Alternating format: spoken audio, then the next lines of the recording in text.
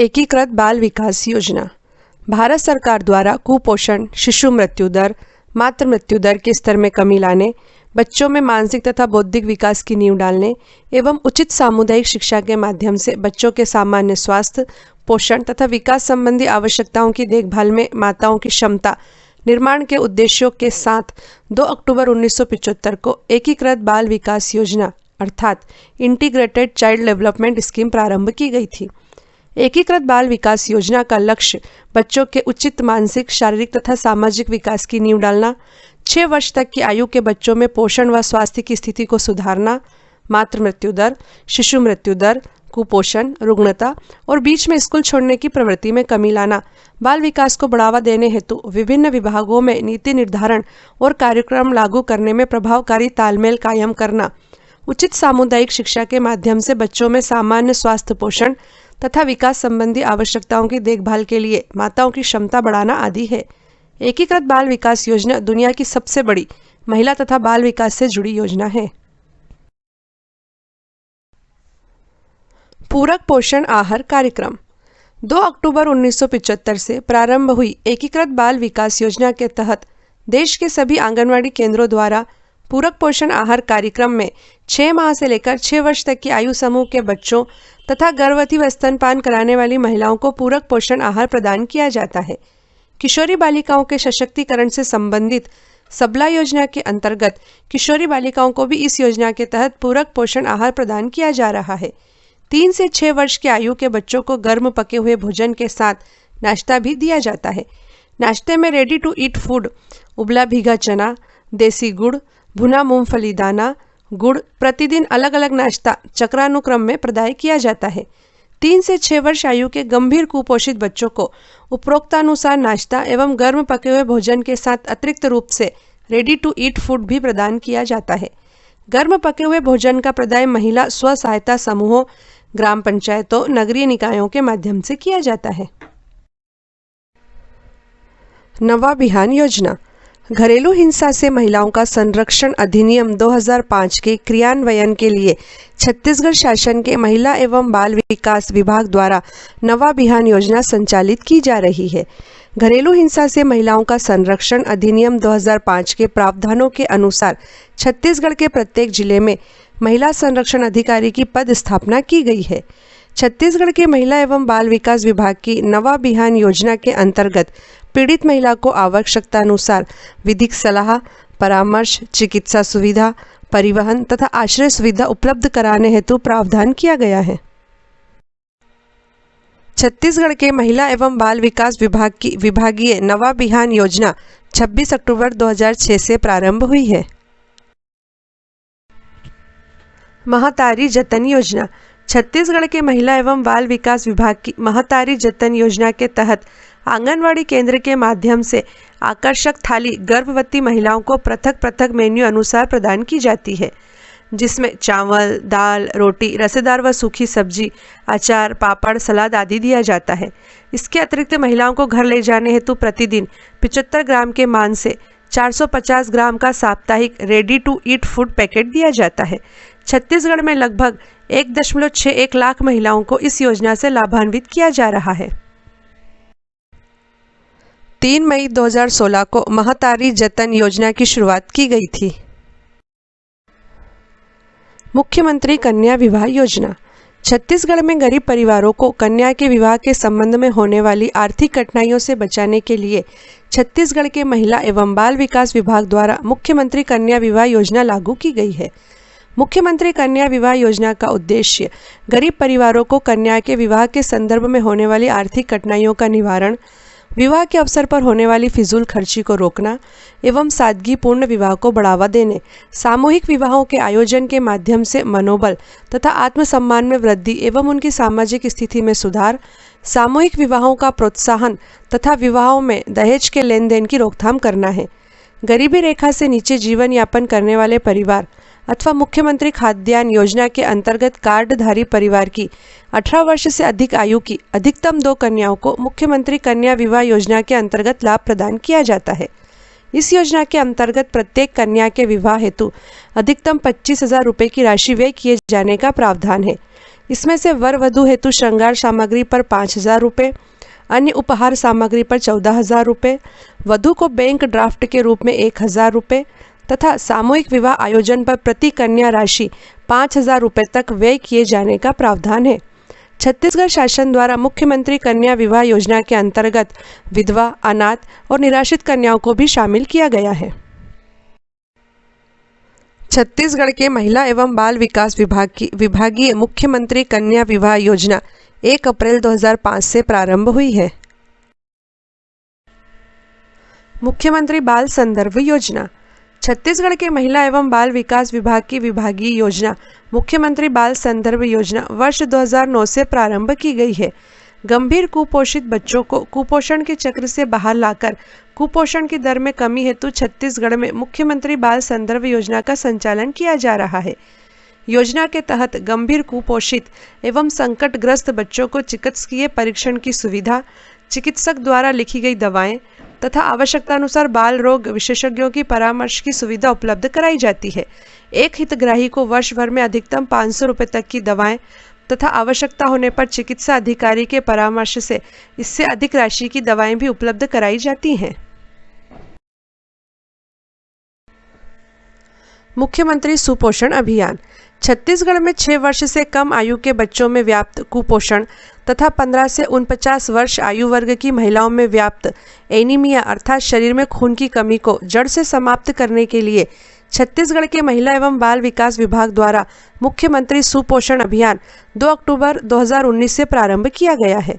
मुख्यमंत्री सुपोषण अभियान के अंतर्गत छत्तीसगढ़ के लगभग 1.85 लाख हितग्राहियों को गर्म भोजन एवं 3.53 लाख हितग्राहियों को अतिरिक्त पोषण आहार के रूप में अंडा, चिक्की, लड्डू, मूंगफली, दलिया आदि प्रदान किया जा रहा है।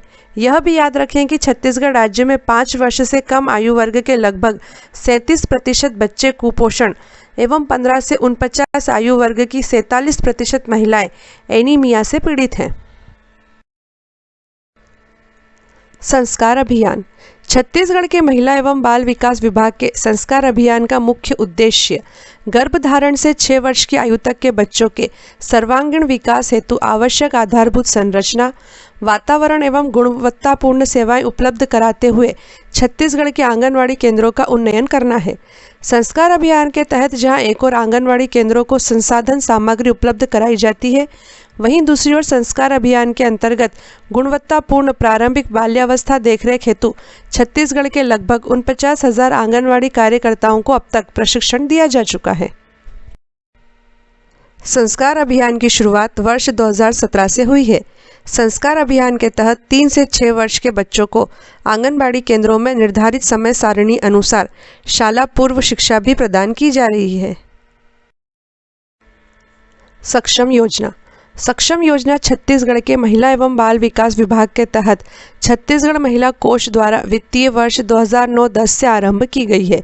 सक्षम योजना के तहत स्वयं का व्यवसाय आरंभ करने हेतु आसान शर्तों पर 1 लाख रुपए तक का ऋण प्रदान किया जाता है। उक्त ऋण की वापसी 5 वर्षों में केवल 6.5% साधारण वार्षिक ब्याज दर पर किश्तों में की जाती है। छत्तीसगढ़ में गरीबी रेखा के नीचे जीवन यापन करने वाली ऐसी महिलाएं जिनके पति की मृत्यु हो चुकी है अथवा 35 से 45 आयु वर्ग की अविवाहित महिलाएं अथवा कानूनी तौर पर तलाकशुदा महिलाएं, यौन उत्पीड़न, HIV पॉजिटिव एवं तृतीय लिंग हितग्राही भी सक्षम योजना का लाभ लेने की पात्रता रखती हैं। छत्तीसगढ़ के महिला एवं बाल विकास विभाग की विभागीय सक्षम योजना वित्तीय वर्ष 2009-10 से प्रारंभ हुई है। सबला योजना। किशोरी बालिकाओं के आत्मविकास और सशक्तिकरण से संबंधित सबला योजना के अंतर्गत छत्तीसगढ़ में किशोरी बालिकाओं को पूरक पोषण आहार प्रदान किया जा रहा है। योजना के अंतर्गत 11 से 14 आयु वर्ग की शाला त्यागी किशोरी बालिकाओं तथा 14 से 18 आयु वर्ग की सभी किशोरी बालिकाओं को प्रतिदिन 5 रुपये के मान से पूरक पोषण आहार का प्रदाय किया जा रहा है। सबला योजना में पूरक पोषण आहार कार्यक्रम केंद्र प्रवर्तित योजना के रूप में लागू किया गया है, अर्थात पूरक पोषण आहार कार्यक्रम पर होने वाले वास्तविक व्यय का 50% केंद्र शासन द्वारा तथा 50% राज्य शासन द्वारा वहन किया जा रहा है।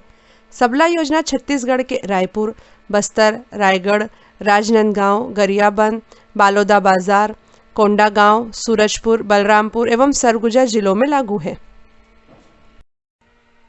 19 नवंबर 2010 को सबला योजना की शुरुआत की गई थी। स्वावलंबन योजना ऐसी महिलाओं जिनके पति की मृत्यु हो चुकी है अथवा 35 से 45 आयु वर्ग की अविवाहित महिलाओं अथवा कानूनी तौर पर तलाकशुदा महिलाओं को कौशल प्रशिक्षण उपलब्ध कराने के लिए छत्तीसगढ़ के महिला एवं बाल विकास विभाग द्वारा स्वावलंबन योजना संचालित की जा रही है। यौन उत्पीड़न, HIV पॉजिटिव एवं तृतीय लिंग अर्थात ट्रांसजेंडर हितग्राही भी स्वावलंबन योजना का लाभ लेने की पात्रता रखते हैं। स्वावलंबन योजना के तहत समस्त कौशल प्रशिक्षण मुख्यमंत्री कौशल विकास योजना अंतर्गत वोकेशनल ट्रेनिंग प्रोवाइडर अर्थात VTP के माध्यम से दिए जाते हैं। छत्तीसगढ़ के महिला एवं बाल विकास विभाग की स्वावलंबन योजना वित्तीय वर्ष 2009-10 से प्रारंभ हुई है। एकीकृत बाल संरक्षण योजना विपदाग्रस्त, अनाथ, अपरिपक्व तथा निराश्रित बच्चों की देखभाल एवं संरक्षण के लिए छत्तीसगढ़ में एकीकृत बाल संरक्षण योजना प्रारंभ की गई है। एकीकृत बाल संरक्षण योजना के तहत राज्य स्तर पर राज्य बाल संरक्षण प्रकोष्ठ, राज्य बाल संरक्षण समिति तथा राज्य स्तरीय दत्तक ग्रहण संसाधन प्राधिकरण बनाया गया है।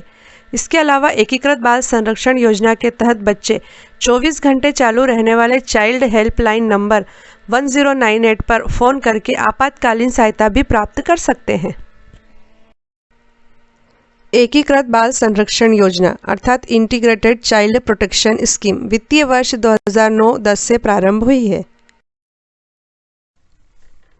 उज्ज्वला गृह योजना बच्चों तथा महिलाओं की ट्रैफिकिंग के निवारण तथा ट्रैफिकिंग और व्यावसायिक यौन शोषण के पीड़ितों के बचाव, पुनर्वास और उन्हें समाज में पुनः जोड़ने के लिए केंद्र सरकार ने 1 अप्रैल 2016 से उज्ज्वला गृह योजना प्रारंभ की है।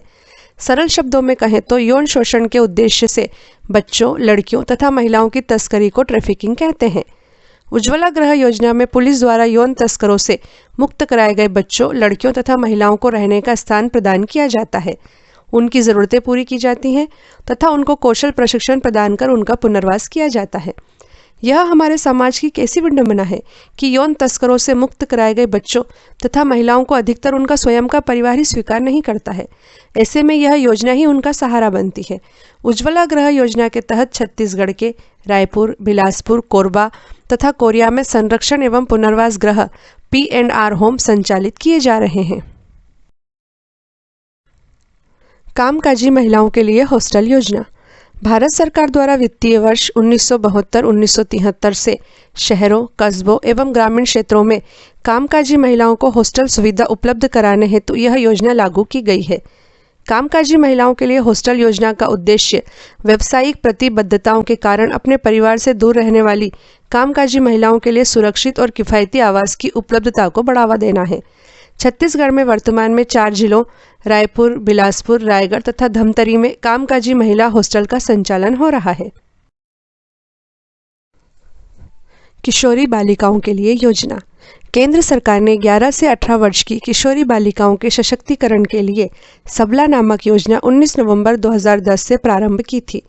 पोषण आहार प्रदान करना, फेरस सल्फेट तथा फोलिक एसिड की नीली टेबलेट का वितरण, स्वास्थ्य जांच, पोषण शिक्षा, परिवार कल्याण, adolescent reproduction and sexual health अर्श अर्थात किशोरियों को सेक्स एजुकेशन देना, बच्चों की देखभाल एवं गृह प्रबंधन पर मार्गदर्शन देना, लाइफ स्किल एजुकेशन एवं लोक सेवाओं तक पहुंच तथा किशोरियों को व्यावसायिक प्रशिक्षण देना इस योजना के प्रमुख उद्देश्य थे।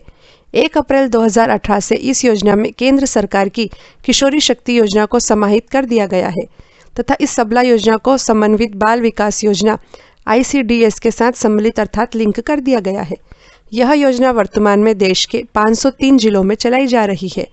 छत्तीसगढ़ में सबला योजना 17 जिलों कोरबा, कोरिया, मुंगेली, बेमेतरा, बिलासपुर, जांजगीर, जशपुर, कवर्धा, दुर्ग, बालोद, महासमुंद, धमतरी, कांकेर, नारायणपुर, बीजापुर, दंतेवाड़ा तथा सुकमा में संचालित की जा रही हैं। गौरतलब है कि आपको किशोरी शक्ति योजना के नाम से भ्रमित होने की ज़रूरत नहीं है, क्योंकि अब इस नाम की कोई योजना है ही नहीं। छत्तीसगढ़ के महिला बाल विकास विभाग की वेबसाइट पर किशोरी शक्ति योजना का उल्लेख है। इसका कारण यह है कि इस वेबसाइट का योजना संबंधित खंड काफ़ी समय से अपडेट नहीं हुआ है। पोषण अभियान। भारत सरकार के द्वारा कुपोषण के स्तर में कमी लाने के लिए पोषण अभियान का शुभारंभ किया गया है।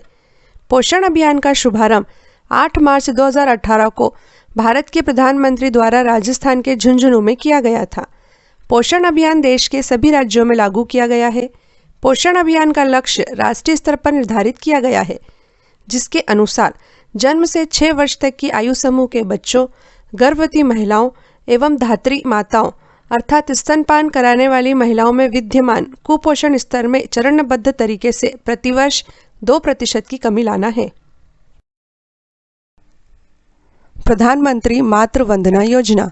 गर्भवती एवं स्तनपान कराने वाली महिलाओं के पोषण स्तर में सुधार एवं उनकी मजदूरी की पूरक प्रतिपूर्ति हेतु 1 जनवरी 2017 से प्रधानमंत्री मातृ वंदना योजना, जिसे प्रधानमंत्री गर्भावस्था सहायता योजना भी कहा जाता है, प्रारंभ की गई है।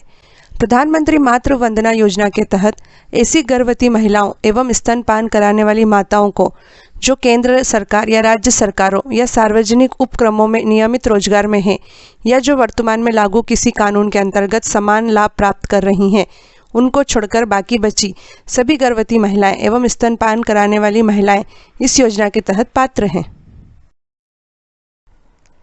प्रधानमंत्री मातृ वंदना योजना का मुख्य उद्देश्य जननी और उसके बच्चे की देखभाल करना है, जिसके लिए सरकार जननी को 6,000 रुपये की आर्थिक सहायता प्रदान करती है। इस योजना के तहत सरकार पहले चरण में 1,000 रुपये, दूसरे चरण में 2,000 रुपये और तीसरे चरण में 2,000 रुपये गर्भवती महिलाओं को आर्थिक सहायता प्रदान करती है। बाकी के बचे हुए 1,000 रुपये सरकार तब प्रदान करती है जब कोई गर्भवती महिला अपने बच्चे को किसी अस्पताल में जन्म देती है या वह जननी सुरक्षा योजना की लाभार्थी हो। बेटी बचाओ बेटी पढ़ाओ योजना।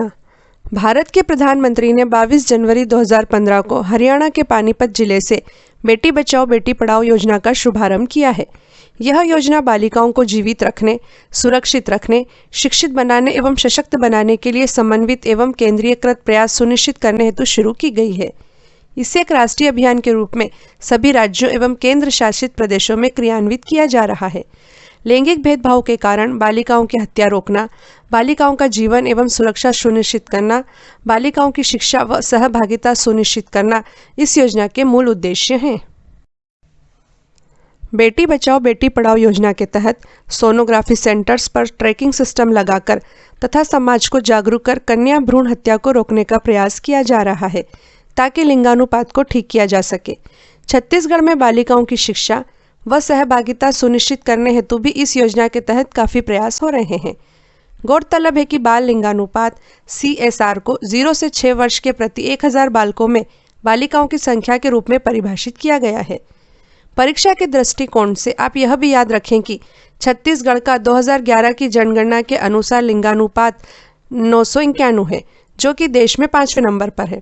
2001 में छत्तीसगढ़ का लिंगानुपात 989 था। महिला पुलिस स्वयं सेविका योजना।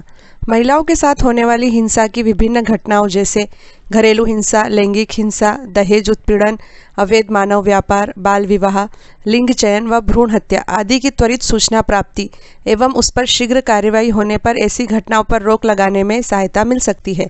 इसी को ध्यान में रखते हुए भारत शासन द्वारा महिला पुलिस स्वयं सेविका योजना 3 फरवरी 2018 से लागू की गई है। स्वयं सेविका के रूप में काम करने की इच्छुक महिलाएं 21 वर्ष से अधिक उम्र की और शैक्षणिक योग्यता हायर सेकेंडरी होनी चाहिए। चयन होने पर उन्हें मोबाइल, परिवहन व्यय आदि के लिए 1,000 रुपये मासिक मानदेय भी दिया जाता है। महिला पुलिस स्वयं सेविका समाज और पुलिस के बीच जेंडर आधारित मुद्दों पर एक सेतु के रूप में कार्य कर रही है। महिला पुलिस स्वयं सेविका पुलिस स्टेशन में पदस्थ पुलिस निरीक्षक को सीधे रिपोर्ट करती है। महिला पुलिस स्वयं सेविका अपने कार्य क्षेत्र में महिला व शिशु रक्षक दल का निर्माण करती है। महिला पुलिस स्वयं सेविका का प्रमुख कार्य महिलाओं के विरुद्ध होने वाली घरेलू हिंसा, बाल विवाह, दहेज प्रथा तथा सार्वजनिक स्थानों पर महिलाओं के विरुद्ध होने वाली हिंसा की रिपोर्ट तत्काल पुलिस को करना होती है। महिला पुलिस स्वयं सेविका स्थानीय प्रशासन एवं पुलिस को बेहतर सेवा प्रदान करने हेतु आवश्यक सुझाव एवं फीडबैक भी प्रदान करती है। छत्तीसगढ़ में महिला पुलिस स्वयं सेविका योजना चेतना योजना के नाम से भी जानी जाती है। महिला पुलिस स्वयं सेविका योजना अर्थात छत्तीसगढ़ की चेतना योजना छत्तीसगढ़ के दुर्ग एवं कोरिया जिले में लागू की गई है। राष्ट्रीय शिशु गृह योजना। राष्ट्रीय शिशु गृह योजना, जिसे इंग्लिश में नेशनल क्रेच स्कीम भी कहते हैं, की नए स्वरूप में शुरुआत 1 जनवरी 2017 से की गई है। इसी योजना को पूर्व में राजीव गांधी राष्ट्रीय क्रेच योजना के नाम से जाना जाता था। राजीव गांधी राष्ट्रीय क्रेच योजना 1 जनवरी 2006 में शुरू हुई थी। वर्तमान में नए स्वरूप में लागू राष्ट्रीय शिशु गृह योजना का उद्देश्य कामकाजी महिलाओं के 6 माह से 6 वर्ष की आयु वर्ग के बच्चों को दिन भर देखभाल की सुविधा प्रदान करना है। इस योजना के तहत शिशु गृह 1 महीने में 26 दिन एवं प्रतिदिन 7.5 घंटे के लिए खुला रहता है। गरीबी रेखा से नीचे जीवन यापन कर रहे परिवार के लिए शिशु गृह का शुल्क 20 रुपये प्रति माह प्रति बच्चा होता है। 12,000 रुपये प्रति माह तक की आय वाले परिवार के लिए 100 रुपये प्रति माह प्रति बच्चा शुल्क तथा 12,000 रुपये प्रति माह से अधिक की आय वाले परिवार के लिए 200 रुपये प्रति माह प्रति बच्चा शुल्क शिशु गृह द्वारा लिया जाता है। नेशनल क्रेच स्कीम के तहत सामान्यतः आंगनवाड़ी में ही शिशु गृह की स्थापना की जाती है। सखी वन स्टॉप सेंटर। भारत सरकार ने 1 अप्रैल 2015 से किसी महिला के साथ मारपीट, घरेलू हिंसा, दहेज उत्पीड़न या अन्य कोई घटना होती है तो उसे तुरंत न्याय दिलाने के उद्देश्य से सखी वन स्टॉप सेंटर योजना की शुरुआत की है। इस योजना के तहत पीड़ित व संकटग्रस्त जरूरतमंद महिलाओं को एक ही छत के नीचे उनकी आवश्यकतानुसार चिकित्सा, विधिक सहायता, मनोवैज्ञानिक सलाह, पुलिस सहायता, अस्थायी आश्रय, मानसिक चिकित्सा सेवा, परामर्श सुविधा तथा सहायता तत्काल उपलब्ध कराई जाती है। छत्तीसगढ़ में पीड़ित महिलाएं टोल फ्री महिला हेल्पलाइन नंबर 181 पर कॉल करके भी तत्काल इस योजना के तहत सहायता प्राप्त कर सकती हैं। स्टेप योजना the support to training and employment programme for women का ही संक्षिप्त स्वरूप स्टेप है।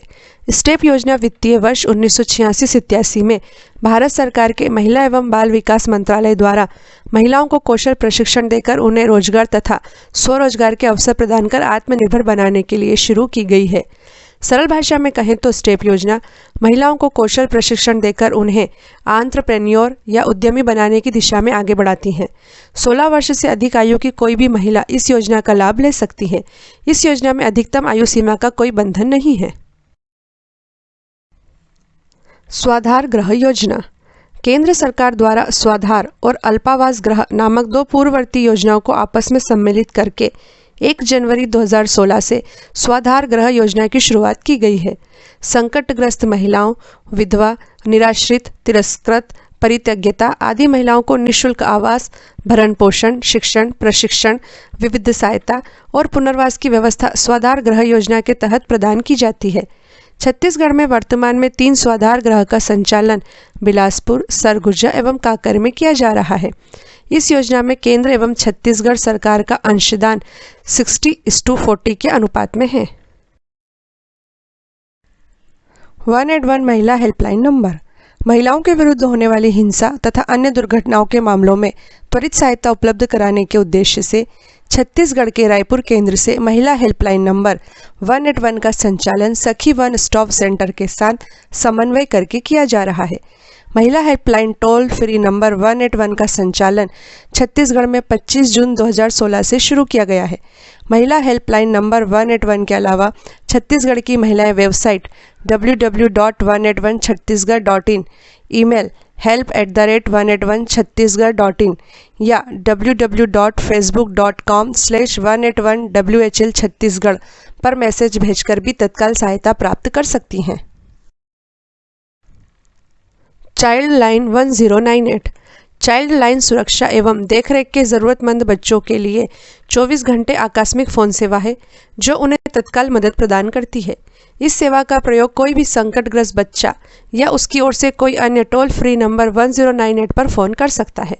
वर्तमान में रायपुर, दुर्ग, राजनांदगांव, बिलासपुर, रायगढ़, जशपुर, बस्तर, दंतेवाड़ा, कबीरधाम, कोरबा, अंबिकापुर, कोरिया, बलरामपुर एवं सूरजपुर में चाइल्ड लाइन की सेवाएं उपलब्ध हैं। बाल गृह 18 वर्ष आयु तक के बच्चों को जिन्हें देखरेख व संरक्षण की आवश्यकता हो उन्हें चाइल्ड वेलफेयर कमेटी CWC के माध्यम से बाल गृह में प्रवेश दिलवाने के पश्चात आवास, शिक्षण, भोजन, वस्त्र तथा प्रशिक्षण की सुविधा दी जाती है। छत्तीसगढ़ में बालकों के लिए 4 तथा बालिकाओं के लिए 2 बाल गृह संचालित हैं। बालकों के लिए कवर्धा, जगदलपुर, दुर्ग, रायपुर में तथा बालिकाओं के लिए बिलासपुर तथा रायपुर में बाल गृह संचालित हैं। खुला आश्रय गृह घुमंतु बच्चे, सड़क पर कचरा बीनने वाले बच्चे जिन्हें परिवार का सहयोग नहीं मिलता है अथवा संकटग्रस्त ऐसे बच्चे जो बाल श्रमिक हैं आदि बच्चों को मुख्य धारा में लाने तथा आश्रय प्रदान करने के लिए खुला आश्रय गृह छत्तीसगढ़ के रायपुर, दुर्ग, बिलासपुर, रायगढ़, जशपुर, अंबिकापुर, बस्तर, दंतेवाड़ा एवं कोरबा में संचालित हैं। बाल संप्रेक्षण गृह भारत में 7 से 18 वर्ष तक के बालकों के द्वारा किए गए अपराध को किशोर न्याय अधिनियम 2015 के अनुसार बालक द्वारा विधि का उल्लंघन कहा जाता है। विधि का उल्लंघन करने वाले बालकों अर्थात बाल अपराधी के लिए वयस्क अपराधियों से अलग एक विशेष न्यायिक प्रक्रिया अपनाई जाती है। इस किशोर न्याय व्यवस्था में बालक के केस की जांच या सजा के दौरान उसे जिस स्थान पर निरुद्ध रखा जाता है उसे बाल संप्रेक्षण गृह कहते हैं। देश में लड़के एवं लड़कियों के लिए अलग अलग बाल संप्रेक्षण गृह संचालित किए जाते हैं। वर्तमान में दुर्ग एवं अंबिकापुर में बालकों के लिए तथा राजनांदगांव में बालिकाओं के लिए संप्रेक्षण गृह संचालित हैं। ऐसे बच्चे जिनकी उम्र 16 वर्ष से अधिक है एवं जिन्होंने गंभीर अपराध किया है उन्हें प्लेस ऑफ सेफ्टी में रखा जाता है। वर्तमान में रायपुर एवं बस्तर में 25-25 बाल अपराधी की क्षमता का प्लेस ऑफ सेफ्टी संचालित है। पूरक पोषण आहार कार्यक्रम छत्तीसगढ़ में एकीकृत बाल विकास सेवाओं के अंतर्गत आंगनवाड़ी केंद्रों द्वारा पूरक पोषण आहार कार्यक्रम के तहत 6 माह से 3 वर्ष तक की आयु के बच्चों, 3 वर्ष से 6 आयु वर्ग के बच्चों तथा गर्भवती व शिशुवती महिलाओं को पूरक पोषण आहार का प्रदाय किया जाता है। पूरक पोषण आहार कार्यक्रम के अंतर्गत 6 माह से 6 वर्ष के 20.84 लाख बच्चों तथा 4.69 लाख गर्भवती व शिशुवती महिलाओं, इस प्रकार कुल 25.53 लाख हितग्राहियों को लाभान्वित किया जा रहा है। यह योजना मुख्यमंत्री सुपोषण अभियान जो कि कुपोषण तथा एनीमिया की समाप्ति से संबंधित है से पूरी तरह अलग है। महिला जागृति शिविर महिलाओं को उनके कानूनी अधिकारों, प्रावधानों के प्रति जागरूक करने, विभिन्न सामाजिक कुप्रथाओं के विरुद्ध महिलाओं को संगठित करने तथा विभिन्न योजनाओं की जानकारी देकर उन्हें योजनाओं का लाभ उठाने के लिए प्रेरित करने के लिए छत्तीसगढ़ शासन के महिला एवं बाल विकास द्वारा महिला जागृति शिविर का आयोजन किया जाता है। छत्तीसगढ़ के महिला एवं बाल विकास विभाग द्वारा इस हेतु छत्तीसगढ़ की ग्राम पंचायतों, जनपद एवं जिला स्तर पर समय समय पर नियमित रूप से महिला जागृति शिविरों का आयोजन किया जाता है। महिला स्व सहायता समूह गठन एवं सशक्तिकरण छत्तीसगढ़ में 68,071 महिला स्व सहायता समूह गठित किए गए हैं, जिनके तहत लगभग 8.03 लाख महिलाएं संगठित हुई हैं। छत्तीसगढ़ के महिला एवं बाल विकास विभाग की महिला स्व सहायता समूह गठन एवं सशक्तिकरण योजना का उद्देश्य असंगठित ग्रामीण महिलाओं को संगठित करना, महिलाओं का सामाजिक एवं आर्थिक सशक्तिकरण, महिलाओं को समूह में छोटी छोटी बचत करने तथा अपनी छोटी मोटी ज़रूरतों की पूर्ति हेतु समूह में ही न्यूनतम दर पर लेन देन हेतु सक्षम बनाने में सहयोग प्रदान करना है। छत्तीसगढ़ में महिला स्वयं सहायता समूह द्वारा स्कूल मध्याह्न भोजन, आंगनवाड़ी पूरक पोषण आहार कार्यक्रम, आंगनवाड़ी केंद्र के हितग्राहियों के लिए रेडी टू ईट फूड एवं सार्वजनिक वितरण प्रणाली के तहत उचित मूल्य की दुकान के संचालन के साथ साथ विभिन्न कार्यों को किया जा रहा है। ऋण योजना छत्तीसगढ़ राज्य में महिलाओं को सामाजिक एवं आर्थिक रूप से सशक्त किए जाने के उद्देश्य से छत्तीसगढ़ के महिला एवं बाल विकास विभाग के तहत छत्तीसगढ़ महिला कोष द्वारा महिला स्व सहायता समूह को आसान शर्तों पर ऋण योजना के तहत ऋण उपलब्ध कराया जाता है। ऋण योजना के अंतर्गत केवल 3 प्रतिवर्ष वार्षिक साधारण ब्याज दर पर प्रथम बार में 50,000 रुपये तक तथा द्वितीय बार में 2 लाख रुपये तक का ऋण प्रदान किया जाता है। यौन उत्पीड़न एवं HIV पीड़ित महिलाओं को शासकीय चिकित्सक द्वारा प्रदत्त चिकित्सा प्रमाण पत्र के आधार पर आर्थिक गतिविधियों से जोड़े जाने हेतु प्राथमिकता के आधार पर इस योजना के तहत ऋण प्रदान किया जाता है। यह ऋण जिला कलेक्टर के अनुमोदन से संबंधित जिला प्रबंधक प्रदान करते हैं।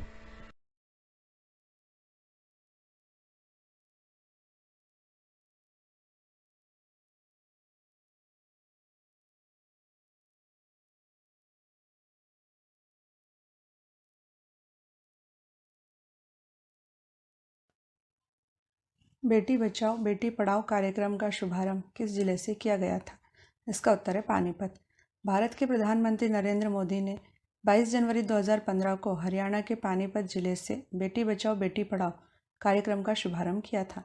यह कार्यक्रम बालिकाओं को जीवित रखने, सुरक्षित रखने, शिक्षित बनाने एवं सशक्त बनाने के लिए समन्वित एवं केंद्रीकृत प्रयास सुनिश्चित करने हेतु शुरू किया गया है।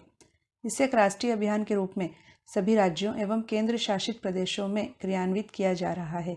लैंगिक भेदभाव के कारण बालिकाओं की हत्या रोकना, बालिकाओं का जीवन एवं सुरक्षा सुनिश्चित करना, बालिकाओं की शिक्षा व सहभागिता सुनिश्चित करना इस कार्यक्रम के मूल उद्देश्य हैं।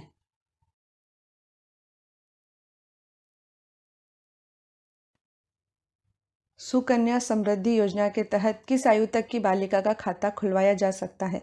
इसका उत्तर है 10 वर्ष तक। सुकन्या समृद्धि योजना बालिकाओं के लिए एक लघु बचत योजना है तथा बेटी बचाओ बेटी पढ़ाओ योजना का ही एक अंग है, जिसका शुभारंभ प्रधानमंत्री नरेंद्र मोदी ने 22 जनवरी 2015 को किया था। सुकन्या समृद्धि योजना के तहत सुकन्या समृद्धि खाता बालिका के जन्म लेने से लेकर उसकी आयु 10 वर्ष होने तक किसी भी समय उसके नाम से खुलवाया जा सकता है। आरंभ में न्यूनतम 1000 रुपये जमा कराने होते हैं और उसके बाद 100 रुपये के गुणक में कोई भी राशि जमा कराई जा सकती है।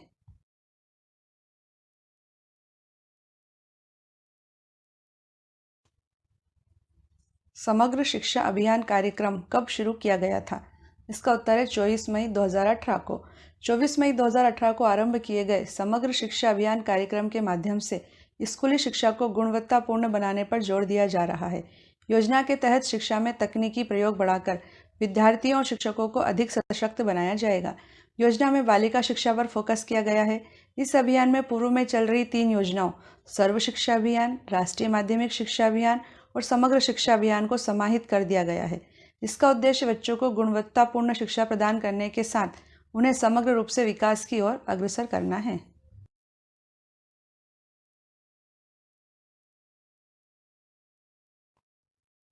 प्रधानमंत्री उज्ज्वला योजना का संबंध किससे है? इसका उत्तर है LPG कनेक्शन से। नरेंद्र मोदी के द्वारा प्रधानमंत्री उज्ज्वला योजना 1 मई 2016 को उत्तर प्रदेश के बलिया जिले से आरंभ की गई। इस योजना का लक्ष्य गरीबी रेखा से नीचे जीवन यापन करने वाले 5 करोड़ लोगों को रसोई गैस कनेक्शन प्रदान करना था। योजना के अंतर्गत गरीबी रेखा से नीचे जीवन यापन करने वाले परिवार को प्रत्येक LPG कनेक्शन के लिए 1600 रुपये प्रदान किए जाते हैं। यह देश की पहली ऐसी योजना है जिसके माध्यम से देश में निर्धनतम परिवार की करोड़ों महिलाओं को लाभ पहुंचाया जा रहा है। BPL परिवारों को 5 करोड़ गैस कनेक्शन प्रदान किए जाने के लक्ष्य वाली इस योजना में 2019 के अंत तक रिकॉर्ड 8 करोड़ से अधिक गैस कनेक्शन प्रदान किए जा चुके हैं।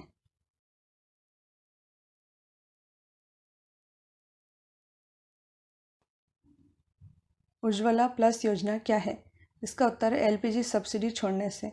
प्रधानमंत्री उज्ज्वला प्लस योजना 2017 के अंतर्गत स्वेच्छा से LPG पर अपनी सब्सिडी छोड़ देने वाले उपभोक्ताओं को ज़रूरतमंद परिवारों को मुफ्त LPG कनेक्शन मुहैया कराने के लिए प्रोत्साहित किया जाता है।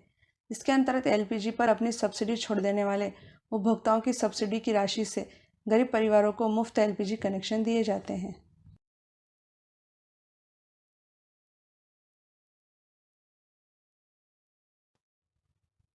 मेक इन इंडिया अभियान किस तारीख से प्रारंभ किया गया है?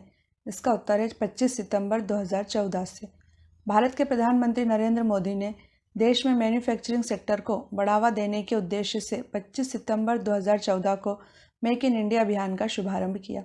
इस अभियान का प्रमुख उद्देश्य देश की अर्थव्यवस्था को प्रभावित करने वाले विनिर्माण के 25 क्षेत्रों में बदलाव लाना है ताकि रोजगार में वृद्धि हो तथा बेरोजगारी को दूर किया जा सके। गौरतलब है कि मेक इन इंडिया अभियान ने देश विदेश के निवेशकों के लिए भारत में व्यापार के द्वार खोल दिए हैं।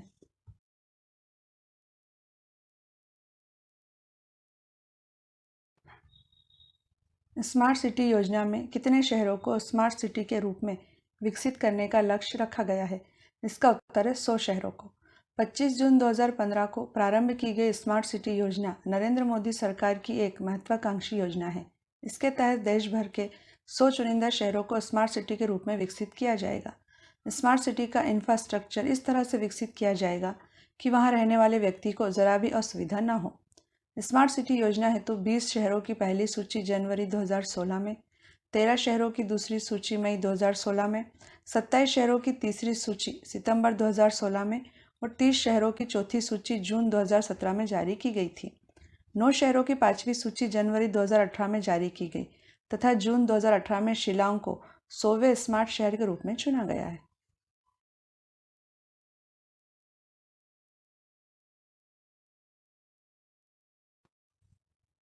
आयुष्मान भारत योजना में कितने रुपए का स्वास्थ्य बीमा उपलब्ध कराया जा रहा है?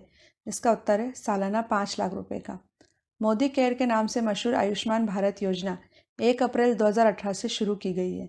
केंद्र सरकार आयुष्मान योजना के तहत देश के 10 करोड़ परिवारों या 50 करोड़ लोगों को सालाना 5 लाख रुपए का स्वास्थ्य बीमा उपलब्ध करा रही है। आयुष्मान भारत योजना को प्रधानमंत्री जन आरोग्य योजना भी कहा जाता है। यह वास्तव में देश के गरीब लोगों के लिए हेल्थ इंश्योरेंस स्कीम है। लाभार्थी सरकार द्वारा सूचीबद्ध निजी अस्पतालों में अपने परिवार का इलाज करा सकेंगे। इसे पूर्व में चल रही राष्ट्रीय स्वास्थ्य बीमा योजना के स्थान पर प्रारंभ किया गया है।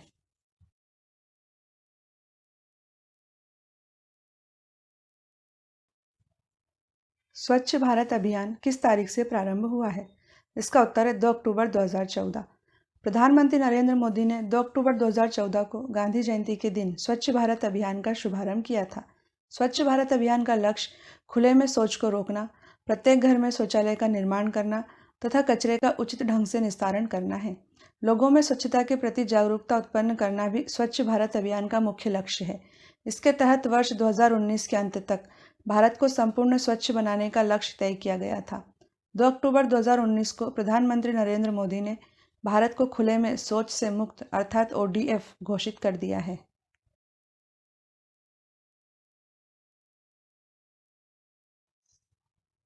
जन धन योजना किस तारीख से प्रारंभ हुई है? इसका उत्तर है 28 अगस्त 2014। प्रधानमंत्री जन धन योजना का उद्देश्य देश के सभी परिवारों की बैंक खातों तक पहुंच बनाना है।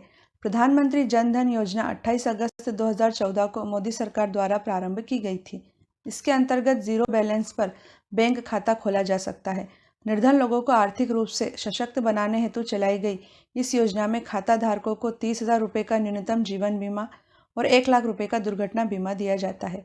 खाताधारी को ATM कार्ड की तरह रुपए डेबिट कार्ड की सुविधा दी जाती है। खाताधारी बैंक से 6 महीने के अंतराल पर 5,000 रुपये की राशि ऋण के तौर पर भी प्राप्त कर सकता है।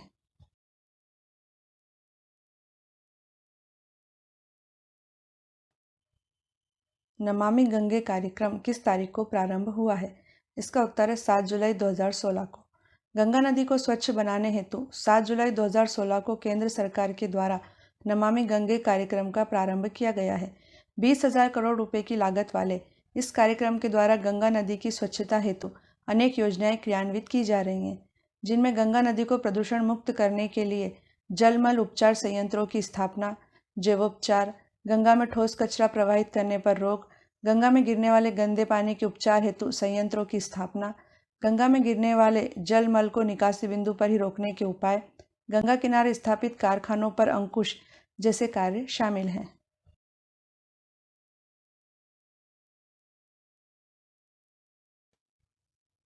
डिजिटल इंडिया मिशन कब शुरू किया गया था? इसका उत्तर है 2 जुलाई 2015 को। सभी सरकारी सेवाएं जन सामान्य को इलेक्ट्रॉनिक तरीके से मुहैया कराने हेतु सरकारी कामकाज का डिजिटलीकरण करने के उद्देश्य से 2 जुलाई 2015 को डिजिटल इंडिया मिशन की शुरुआत की गई थी। मिशन के तहत भारत को डिजिटल बनाने हेतु विशेष ध्यान दिया जा रहा है। 1 लाख करोड़ रुपए की लागत वाले इस मिशन के 2020 तक पूरे होने का लक्ष्य रखा गया है। यह देश का एक सफल मिशन है और डिजिटल साक्षरता तथा विभिन्न कार्यक्रमों के माध्यम से तेजी के साथ अपने लक्ष्य की ओर बढ़ रहा है।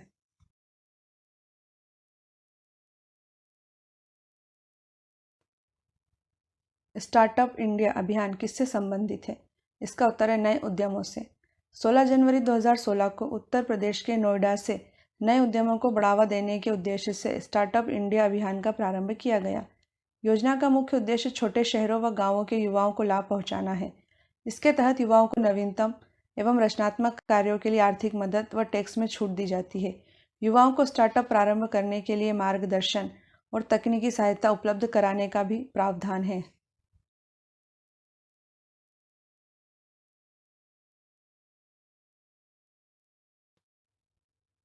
स्टैंड अप इंडिया अभियान किससे संबंधित है? इसका उत्तर है उद्यमशीलता को प्रोत्साहन। उत्तर प्रदेश के नोएडा से 5 अप्रैल 2016 को प्रधानमंत्री नरेंद्र मोदी ने स्टैंड अप इंडिया अभियान की शुरुआत की। इस योजना का लक्ष्य ऋण देकर वंचितों और दलितों को उद्यमशीलता हेतु प्रोत्साहित करके मुख्य धारा में लाना है। केंद्र सरकार की इस योजना के अंतर्गत 10 लाख रुपए से 1 करोड़ रुपए तक का ऋण अनुसूचित जाति, अनुसूचित जनजाति और महिलाओं को प्रदान किया जाता है।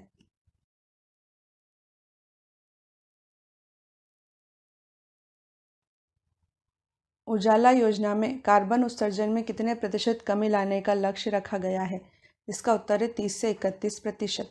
उजाला अर्थात उन्नत Jyotibai affordable LED for all योजना ऊर्जा बचत तथा कार्बन उत्सर्जन में 30 से 31% कमी करने हेतु नरेंद्र मोदी ने 1 मई 2015 को प्रारंभ की।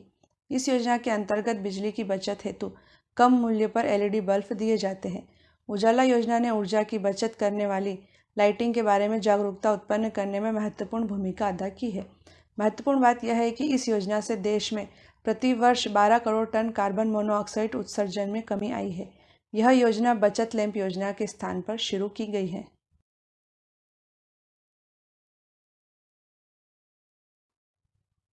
दीनदयाल उपाध्याय अंत्योदय योजना का मुख्य उद्देश्य क्या है?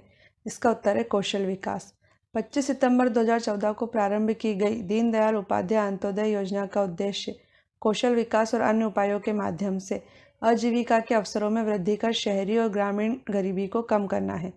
योजना के मुख्य बिंदु हैं: प्रत्येक शहरी निर्धन व्यक्ति पर 15,000 से 18,000 रुपये खर्च कर उसे कौशल सिखाना, व्यक्तिगत परियोजना के लिए 2 लाख रुपए की तथा समूह उद्यमों के लिए 10 लाख रुपए की ब्याज सब्सिडी के साथ उद्यमों की स्थापना के माध्यम से स्वरोजगार को बढ़ावा देना, सभी के लिए आवास, सभी के द्वार पर ही सुरक्षित पेयजल, क्षेत्र के अनुरूप सिंचाई की सुविधाएं, सभी मौसमों में चालू रहने वाली सड़कों के माध्यम से नज़दीकी शहरों से संपर्क, बिजली की उपलब्धता, शहरी विकास की निरंतरता के लिए ठोस संस्थागत प्रणाली, आदिवासी सांस्कृतिक धरोहर का संवर्धन एवं संरक्षण तथा आदिवासी क्षेत्रों में खेलों को बढ़ावा देना है।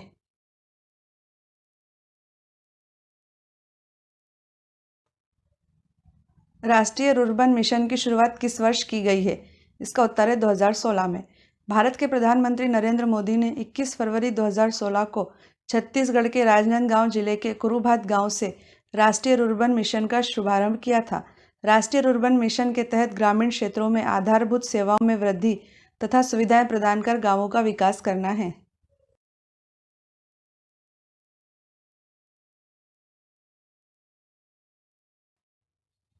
अमृत कार्यक्रम कब शुरू किया गया था? इसका उत्तर है 25 जून 2015 को। अमृत अर्थात Atal mission for rejuvenation and urban transformation कार्यक्रम का आरंभ 1 लाख से ज़्यादा आबादी वाले 500 से अधिक शहरों में बेसिक इंफ्रास्ट्रक्चर एवं अन्य सुविधाओं का विकास करने के उद्देश्य से 25 जून 2015 को किया गया था। इसमें शामिल शहरों में बिजली, पानी, सीवर नालियों व सेप्टिक टैंकों की जैविक और यांत्रिक सफाई, कचरा प्रबंधन, वर्षा जल संचयन, बाढ़ जल निकासी प्रणाली का निर्माण एवं उसका रखरखाव, बस रैपिड ट्रांसपोर्ट सिस्टम की स्थापना, अच्छी सड़कें, बच्चों के लिए पार्क जैसी सुविधाएं मुहैया कराई जाती हैं। यह 50,000 करोड़ रुपए की योजना है।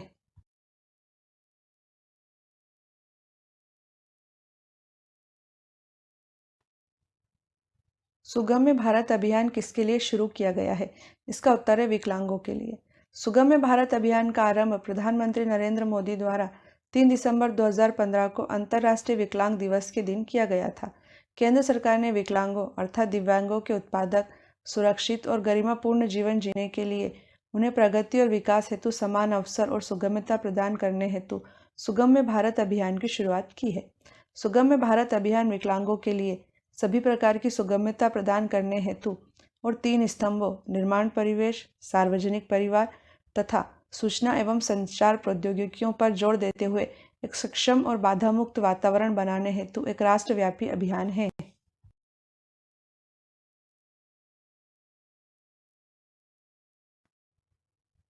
प्रधानमंत्री आवास योजना किस तारीख को प्रारंभ की गई है? इसका उत्तर है 20 नवंबर 2016 को।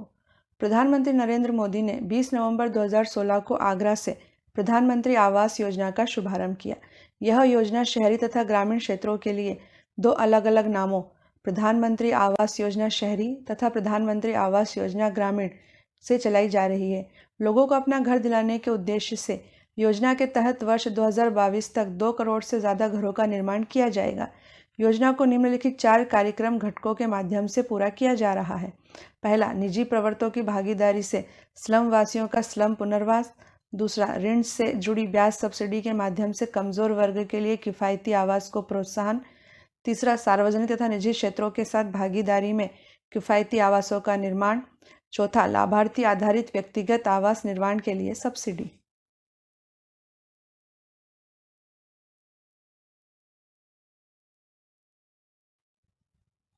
प्रधानमंत्री मुद्रा योजना का संबंध किससे है? इसका उत्तर है बैंक ऋण। प्रधानमंत्री मुद्रा अर्थात micro units development and refinance agency limited योजना एक बैंक ऋण योजना है जो लघु उद्यमों, कंपनियों व स्टार्टअप्स को वित्तीय सहायता उपलब्ध कराने के लिए 8 अप्रैल 2015 को प्रारंभ की गई थी। इस योजना के अंतर्गत 3 श्रेणियों में ऋण दिया जाता है। पहली है शिशु। इसके अंतर्गत नए उद्यमियों को व्यापार प्रारंभ करने हेतु 50,000 रुपये तक का ऋण दिया जाता है। दूसरी है किशोर। इसके अंतर्गत उन उद्योगों को 50,000 से 5 लाख रुपए तक का ऋण दिया जाता है जो प्रारंभ तो हो गए हैं पर अभी स्थापित नहीं हो पाए हैं। तीसरी है तरुण। इसके अंतर्गत स्थापित हो चुके लघु उद्योगों को व्यापार वृद्धि हेतु 10 लाख रुपए तक का ऋण उपलब्ध कराया जाता है।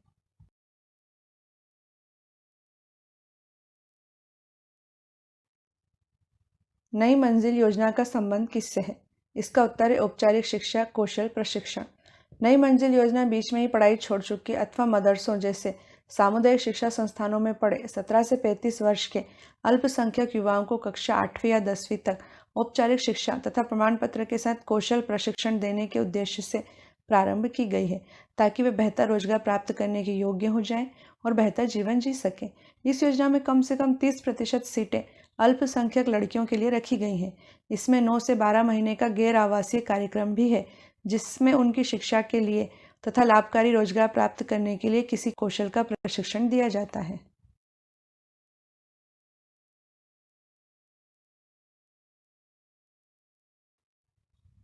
सागरमाला राष्ट्रीय परिप्रेक्ष्य योजना किस तारीख को प्रारंभ हुई है? इसका उत्तर है 14 अप्रैल 2016 को। 14 अप्रैल 2016 को प्रधानमंत्री नरेंद्र मोदी ने सामुद्रिक भारत सम्मेलन के शुभारंभ के अवसर पर सागरमाला राष्ट्रीय परिप्रेक्ष्य योजना प्रारंभ की। सागरमाला सरकार का एक प्रमुख कार्यक्रम है जिसका उद्देश्य देश में बंदरगाहों की अगुवाई में विकास को गति प्रदान करना है। इस कार्यक्रम से लॉजिस्टिक्स लागत में लगभग 35,000 करोड़ रुपए की वार्षिक बचत हो सकती है। साथ ही वर्ष 2025 तक भारत का व्यापारिक निर्यात बढ़कर 110 अरब डॉलर तक होने की संभावना है। इस योजना के माध्यम से लगभग 1 करोड़ नए रोजगार अवसर पैदा होने का अनुमान है।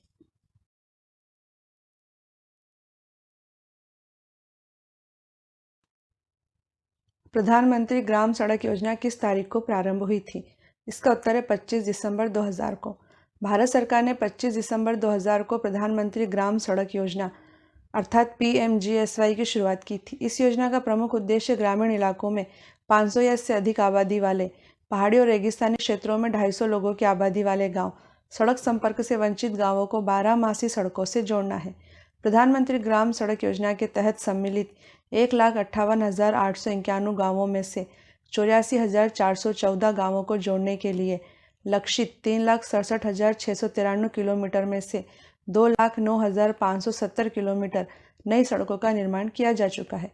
इस योजना के तहत प्रतिदिन औसतन लगभग 133 किलोमीटर सड़कों का निर्माण हो रहा है।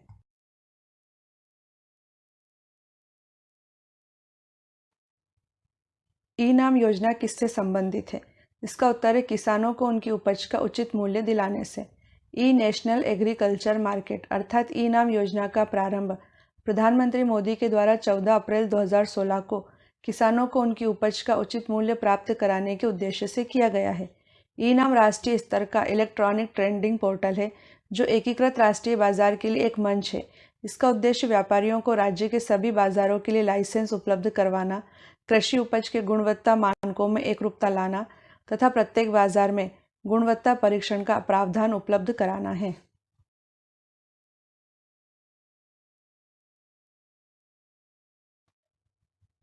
उड़ान योजना का संबंध किससे है? इसका उत्तर है सस्ती हवाई सेवा। उड़ान यानी उड़े देश का आम नागरिक योजना देश के आम नागरिकों को सस्ते में हवाई सफ़र कराने के मकसद से शुरू की गई है। इस योजना के तहत छोटे शहरों को हवाई सेवाओं से जोड़ा जाएगा। पहली सेवा शिमला और दिल्ली के बीच प्रारंभ की गई थी, जिसका शुभारंभ 27 अप्रैल 2017 को प्रधानमंत्री नरेंद्र मोदी ने शिमला के जुव्वरहट्टी हवाई अड्डे से किया था।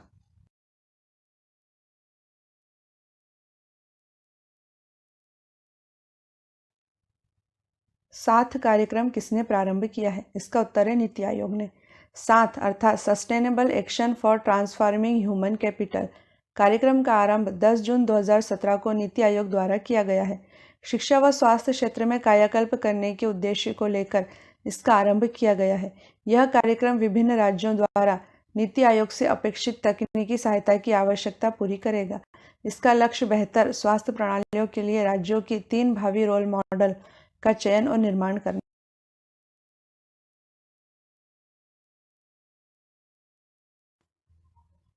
सेतु भारतम परियोजना का संबंध किससे है? इसका उत्तर है राजमार्गों को रेलवे क्रॉसिंग से मुक्त बनाना।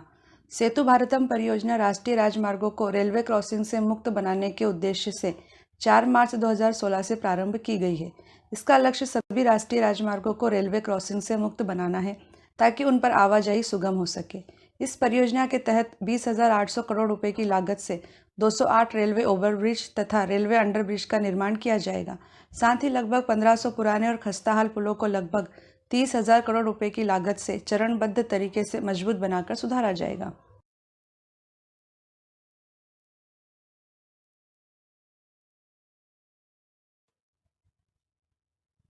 राष्ट्रीय वयोश्री योजना किस तारीख को प्रारंभ हुई है? इसका उत्तर 1 अप्रैल 2017। गरीबी रेखा से संबद्ध वरिष्ठ नागरिकों को शारीरिक सहायता एवं जीवन यापन के लिए आवश्यक उपकरण प्रदान करने वाली राष्ट्रीय वयोश्री योजना का शुभारंभ आंध्र प्रदेश के नेल्लोर जिले से 1 अप्रैल 2017 को किया गया है। इस योजना के अंतर्गत वरिष्ठ नागरिकों के जीवन यापन के लिए आवश्यक उपकरणों को शिविरों के माध्यम से वितरित किया जाएगा। 484 करोड़ रुपए की इस योजना से देश के 260 जिलों के गरीबी रेखा वाले 5,56,000 वरिष्ठ नागरिकों को लाभ मिलेगा।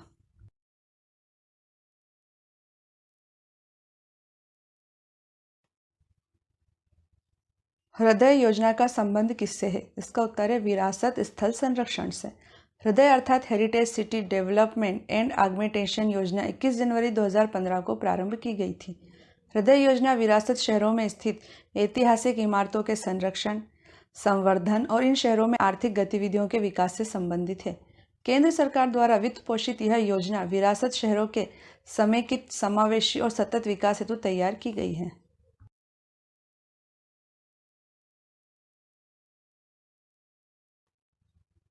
स्वच्छ स्वस्थ सर्वत्र अभियान किस दिनांक से प्रारंभ हुआ है? इसका उत्तर है 29 दिसंबर 2016। स्वच्छ स्वस्थ सर्वत्र अभियान का प्रारंभ केंद्र सरकार के स्वास्थ्य एवं परिवार कल्याण मंत्रालय तथा पेयजल एवं स्वच्छता मंत्रालय द्वारा 29 दिसंबर 2016 को किया गया था।